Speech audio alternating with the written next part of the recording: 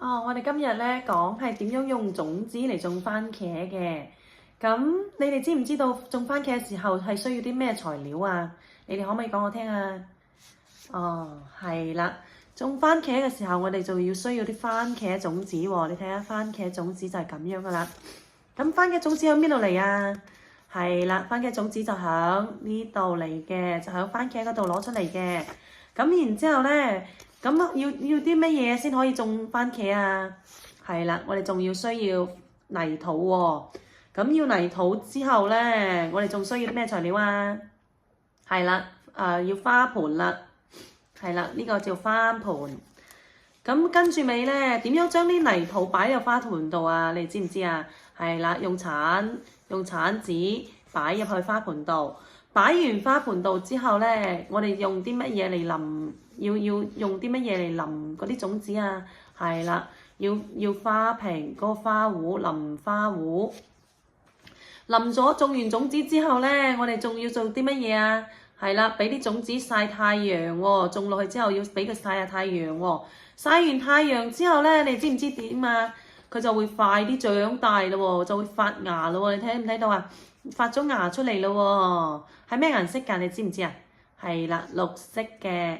咁跟住尾咧，發完芽之後咧，冇耐佢就會變得嫩芽咁樣長啲葉仔出嚟咯喎。呢個叫做嫩芽咯喎。咁跟住尾咧，長咗個嫩芽之後咧，就會長幼苗咯喎。你而家就係咁高咯喎，幼苗咁樣咯。咁跟住尾仲會咩啊？你睇下咩顏色嚟啊？啲咩嚟㗎？係啦，啲花嚟嘅，番茄嘅花嚟嘅，係咩顏色？你知唔知啊？係啦，黃色嚟嘅。咁跟住尾長完花之後咧，你哋睇唔睇到呢個咩嚟㗎？係啦，結果啦，番茄仔嚟㗎啦。咁結咗果之後咧，冇耐就可以收成咯喎。收成嘅時候係咩顏色啊？你哋知唔知啊？係啦，紅色、橙紅色係嘛？係啦，橙紅色嘅時候就可以收成啦。咁收成之後咧，就變得橙紅色，好光滑嘅橙紅色喎。你睇下。咁跟住尾咧，我哋可以將啲番茄點樣啊？可以點樣嚟整啊？係啦，我哋可以切到細細粒咁樣嚟食係嘛？可以整沙律係嘛？係啦，咁我就會將你哋講嗰啲嗰啲材料寫喺呢度。咁跟住尾我仲會想俾你睇下呢本書。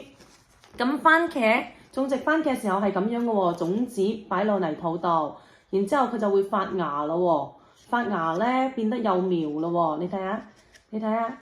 跟住尾呢個係嫩苗，跟住尾變得大啲咯喎，變得個大苗咯喎，跟住尾會長咩啊？長花咯喎，長咗花就會結果係嘛？